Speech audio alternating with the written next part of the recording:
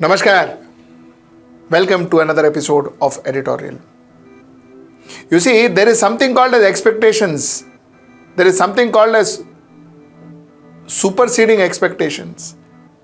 That's what happened in Maharashtra. You see, the contest between Mahavikas Aghadi and Mahayuti was tough, was quite tough. But Mahayuti doing the numbers it did, absolutely super surprised. Let's talk about it. Let's get right into the show. You see, as a political commentator, one has friends in all the parties. While, we may be talking about a particular ideology, we have friends in all the parties. And a lot of them talk to us privately, socially. We meet, a lot of discussions happen. A lot of things that is spoken privately, we do not talk about it in front of our audience because that is not fair. Those are private discussions. But yeah, so therefore, you normally get a sense of what these political parties are thinking.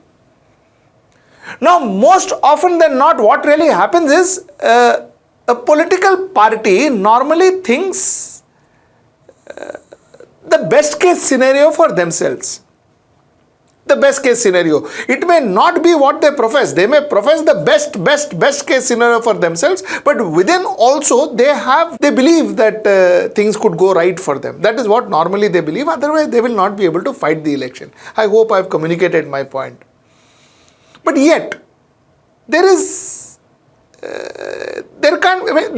some amount of reality in what they believe in, and it can't be drastically different to what they believe in. So that's how it is. There is, if they say we are going to get 10, they may get 15, and they may get even 7, they may get even 8. So that's okay. That leeway we give it to the politicians, but broadly they are very sure about what their scene is going to be. 2024 was a surprise. 2024 was an absolute surprise. You see, 90% of politicians, 90% of Bharatiya Janata Party politicians believed that they would sweep the Lok Sabha. 90% of them.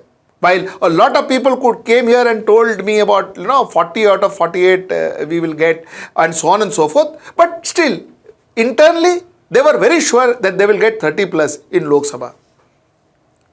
Bharatiya Janata Party merely got 9 in the Lok Sabha. Now that was something that was absolutely unexpected. Genuinely, people in Bharatiya Janata Party didn't expect it, and believe me, a lot of psephologists may have told you that, oh, we knew it before, nobody knew it before. Everybody thought that, it is going to be 28, 27, so on and so forth, that kind of numbers. Nobody knew that they would get below 10. So that was the first thing. That was 2024 Lok Sabha. 2024 Lok Sabha threw up a lot of factors. One of the factors was the clear divide between the Rashtra Swayamsevaks Sangh and the Bharatiya Janata Party. The understanding that Rashtra Swayamsevaks Sangh, we needed them when we were aksham, but today we are saksham, so maybe we don't need Rashtra Swayamsevaks Sangh. The statement made by the then BJP or even now BJP President JP Nadda, that resonated and that showed in Maharashtra, that showed in Uttar Pradesh. Maharashtra, they were reduced to 9. And that is below sub 10, and even Uttar Pradesh, they were something like 32.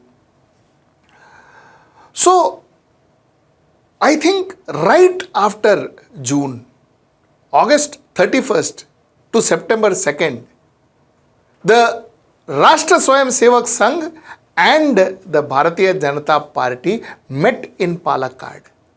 A lot of statements that were made between June 4th and August 31st. A lot of statements were made, especially made by the Sarasanga Chalak, Dr. Mohan Bhagwat. A lot of statements were made. He made statements on the immortal factor and he made on the heavenly factor and all of that. We all know what statements he made. So I'm not going to repeat those statements. But a lot of statements were made where he made it very clear that he is not happy the way democracy or the way Bharatiya Janata Party is being running this country. And one single person is seen as Bharatiya Janata Party itself. He said he is not very happy. He made it very clear. Bharatiya Janata Party realized that was Saksham, Aksham and all, that was all figment of their imagination.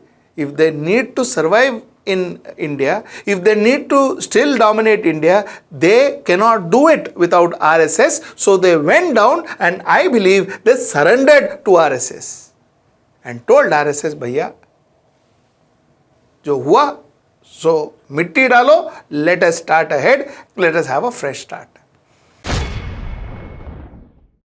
After that, I think the first thing that we saw that RSS did in Maharashtra is they regrouped. They regrouped in Maharashtra. They got their entire team into place and they started campaigning for the Bharatiya Janata Party. For starters, the first thing they did is they initiated a campaign called Sajag Raho. Now, Sajag Raho was not that popular as much as what Yogi's campaign, which Sajag Raho aligned to, that is Batenge to Katenge became. So Batenge to Katenge became their campaign. That became their slogan. Now while Batenge to Katenge was happening in one end, on ground this campaign was absolutely percolating to every nook and corner of Maharashtra. RSS made small groups. And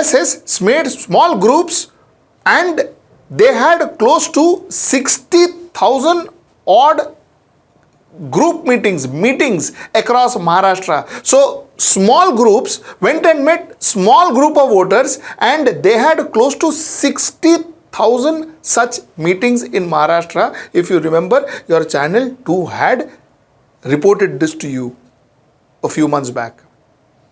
This was the kind of percolation that they were trying to get into Maharashtra. Now, another very important factor that RSS created was a counter opposition group. 13 counter opposition groups purely meant to counter the opposition. Groups purely meant to understand what the opposition is saying, to imbibe what the opposition is saying, to counter what the opposition is saying. You see, the constitution खतरे में है of the opposition in 2024 Lok Sabha election was not countered on ground. And this time around, RSS did not allow one statement of the opposition that went uncountered or whatever that's called. One statement which was not counted against. Every statement made by the opposition, whether in social media, whether in rallies, whether through advertising, every statement of opposition was countered by the RSS, by this 13-member group of RSS. And one out of that 13-member group, one group was completely analyzing the growth or the spread of the opposition. They were monitoring areas where opposition were spreading or opposition was becoming more popular than the Mahayuti partners. That too was kept a close eye on. So that was this 13-member group which I am told that RSS created for this purpose alone. Now, another very important factor that the RSS did for Bharatiya Janata Party and the Mahayuti was two factions. were not so pro them. One was the Maratha factor, which was definitely not pro them, and the second was the tribal factor, which needed to be converted. The RSS used their Vanavasi Kalyan Ashram. Vanavasi Kalyan Ashram purely is a Sangh branch and purely works with the tribals. Vanavasi Kalyan Ashram worked with the tribals and converted the tribals to BJP voters. So that is what the Vanavasi Kalyan Ashram did. And there were groups that were set amongst Marathas to try and convert Marathas back to Bharatiya Janata Party. The hatred they had against Bharatiya Janata Party, the kind of conceptions they had about Bharatiya Janata Party, this particular group tried and changed it. And somewhere down the line, Jarange Patil's indecisiveness and Jarange Patil's whims and fancies, Jarange Patil's, sometimes blowing hot, blowing cold, all this completely dismantled that movement, and Bharatiya Janata Party got the advantage, and thanks to RSS, because RSS was there to convert those Marathas who later on at some point started getting confused with with where Jarange Patil was leading them. Those Marathas were converted to Bharatiya Janata Party. It was a beautiful step that they took. So Marathas got converted, tribal got converted, and last but not the least, RSS personally reached out to social media influencers. Social media influencers, YouTube content creators, they personally reached out and they personally started spreading the narrative of what Mahayuti government did. This is what strategically RSS did for Bharatiya Janata Party. And RSS proved that it is finally them, it is finally the Sangh that can make Bharatiya Janata Party win or lose an election. It was very clear. You see, in 2014, with all the Modi wave, Modi layer, Bharatiya Janata Party won 122 seats. In 2019, again with a lot of Modi wave, they won 105 seats. But believe me in 2024, with no Modi wave whatsoever, they won 132, which is kind of a record of sorts. 132 by one particular political party in the recent past is kind of a record of sorts, because let me take you through some figures. In 2004, the number one party then in 2004 was the Nationalist Congress Party, that is Sharad Pawar's Nationalist Congress Party. They had 71 seats and 18.7% shares. INC, Indian National Congress, had 69 seats and Shiva Sena 62 seats, BJP's 54 seats. This was 2004. 2009, Indian National Congress had 82 seats, NCP 62 seats, BJP 46 seats. 2014, like I told you, BJP 122 seats, peak of Narendra Modi, the Narendra Modi wave, 122 seats, Shiva Sena 63 seats, Indian National Congress 42 seats. 2019, again peak of Narendra Modi wave, 105 BJP, Shiva Sena 56, and now 132 BJP, 57 Shiva Sena, now headed by Shinde, and 41 NCP, now headed by Ajit Pawar. So this is kind of a record. No Modi, no wave, but Bharatiya Janata Party swept the polls. This time the credit of that particular achievement, 132 achievement, goes to none other than the RSS and the way they strategized and they executed their plan on ground. There is no doubt. That being said, before I end my story, let me also talk about Eknath Shinde.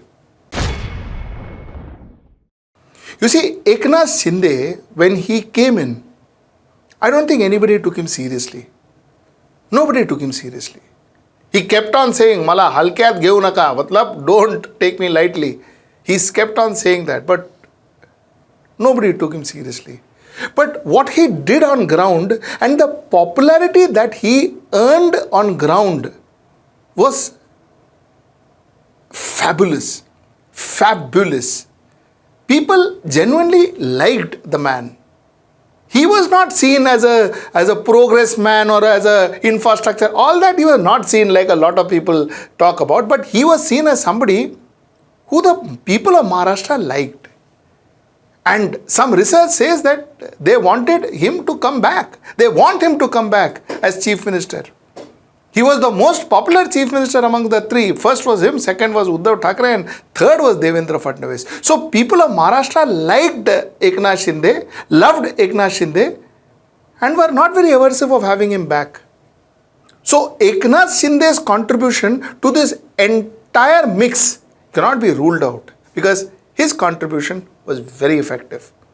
Now the chances are that Ladki Bahin was not his idea. Ladki Bahin was Bharatiya Janata Party idea, which was just kind of Control-C, Control-V in Maharashtra, which is cut and paste in Maharashtra from Madhya Pradesh. All that factually correct. But the way he took those ideas to the people, the way he reacted to the people, the way he went out to the people, I think that was fabulous. It was a fantastic approach, and people liked him. So, end of the day, this particular results goes to the RSS, and there's one man called Eknath Shinde who by sheer hard work that he put on ground and his connect that he had with people, I think he did the rest. So that's the point I wanted to make. We will talk about what went wrong with Mahavikas Aghadi in maybe another episode. But this episode, I think, let us dedicate it to Mahayuti, who came from the back and just zoomed off and took off and decimated their opposition and the clear government of Maharashtra for the next 5 years. That's what I wanted to talk to you about. Till I see you next time. That's tomorrow at 10. Namaskar. Stay ahead with our cutting-edge news app. Instantly access the latest shorts in just 1 minute and breaking news in just 50 words. Download now for a smarter, faster news experience.